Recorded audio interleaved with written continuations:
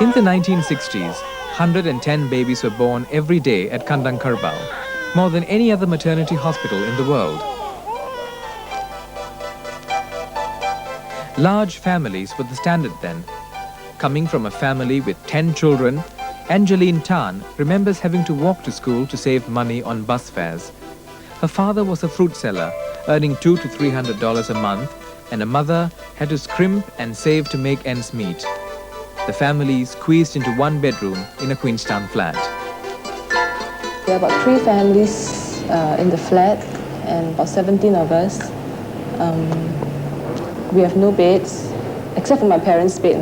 We don't have like what you have today in the children's bed. We don't even have mattresses. We slept on straw mats, and I remember sleeping under the bed. I think every corner there's somebody, even the balcony there's somebody sleeping. And when I grew older, I remember sleeping under the dining table in the hall. We don't have milk powder. Most of us fed on breast milk. And the older ones will have to look after the younger ones. Yeah. And even the clothes you wear is all those pass-me-downs. Their problems were shared by many others. Even in 1964, more than 500,000 people were living in slums. There was neither running water nor proper sewage. Contagious diseases spread rapidly in these unhealthy conditions. The HDB had started building better homes for the people, but it had still to catch up with a rapidly growing population. It became increasingly difficult to find a job. With 150,000 people jobless every year, there were still masses of people entering the workforce. Singapore was then in the early years of nationhood. With far more people looking for jobs and decent homes than what was available, the consequences would have been disastrous if population growth did not slow down. The answer? Family planning. Though it had begun on a small scale in 1949 with a voluntary service set up by a group of nurses and doctors' wives, their work reached out to only a few. The Singapore Family Planning and Population Board was formed on the 7th of January 1966. Its initial message was, have only as many children as you can afford, but space them out. Nurses and midwives from the maternal and child health services counseled new mothers and pregnant women on family planning, stressing the importance of the mother's health and spending enough time with a child. At Kandang Kerbau Hospital, mothers were counselled by nurses and doctors, and the Family Planning Board dispensed contraceptives at subsidized rates. It was a good place to work, as 7 out of 10 women in Singapore gave birth here. But there were many social preferences to overcome. In those days, people had large families. The influence of mothers-in-law was still very great.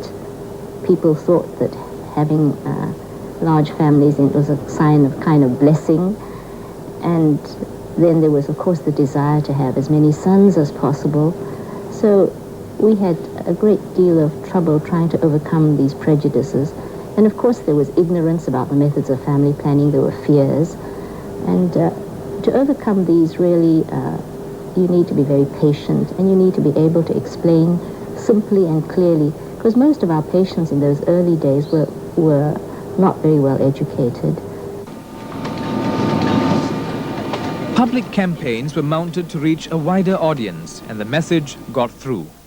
The total fertility rate, which indicates the average number of children a woman would have, fell from 4.7 in 1965 to 3.1 in 1970. This meant that on average a woman would have about 3 children. Population growth had indeed begun to slow down. Whilst in 1963 only 9.5% of married women practiced contraception, by 1970 the number had increased 6.5 times to 62%. But there was a sudden upswing in births in 1970. One reason was that the post-war baby boomers had now become mothers, and there were others who wanted to have more children. New measures had to be introduced, among them housing incentives for smaller families. Income tax relief was allowed only for the first 3 children. Delivery fees in hospitals were raised. Abortion was liberalized, and sterilization encouraged. In 1972, the catchphrase became, "Stop at 2."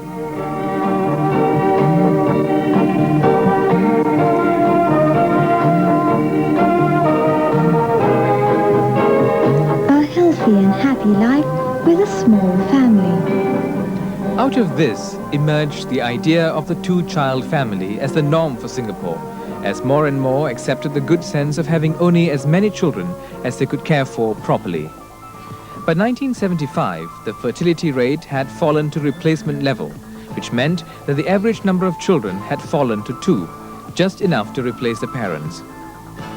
In 1975, the board turned its attention to the young. Teenage is the time for learning and growing. You are young only once. Rushing into marriage, into having your first child, and your second, means rushing into problems. So take your time to say yes. A happy family is worth waiting for. And women did take the time to say yes. Between 75 and 86, the average marrying age for women rose from 24 to 26, and they had the first child at 27 instead of 24. Family planning had become a way of life. So after 20 years, in 1986, the Family Planning Board closed its doors. Circumstances had changed. Women in Singapore saw a new role for themselves. They were better educated, and their focus was shifting from family life to career advancement. Angeline, who works as a systems analyst, had only one child at 29.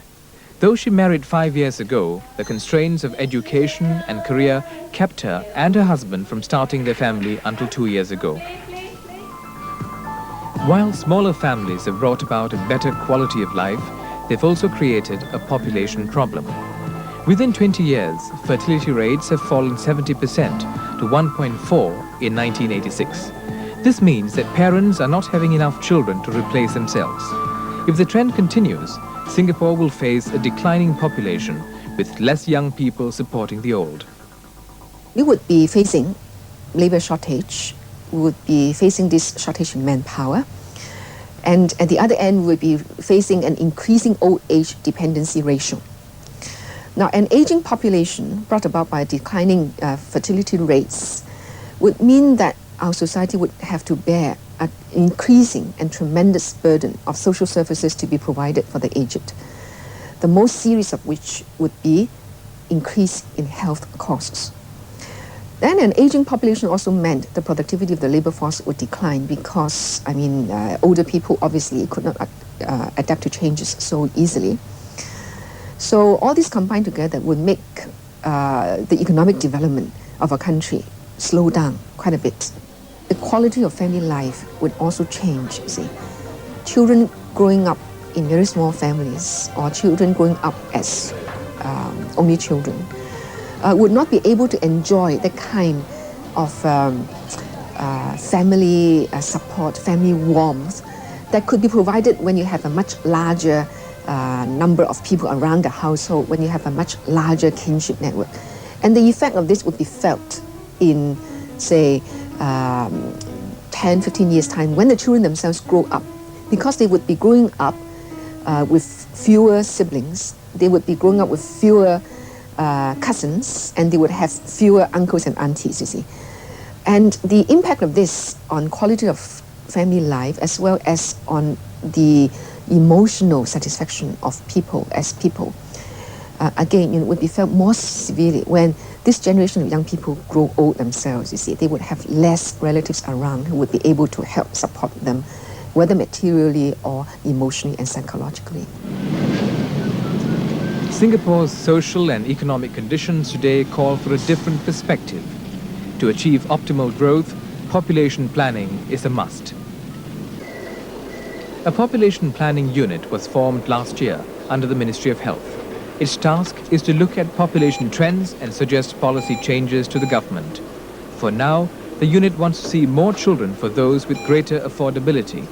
Its message, have 3 and more if you can afford it.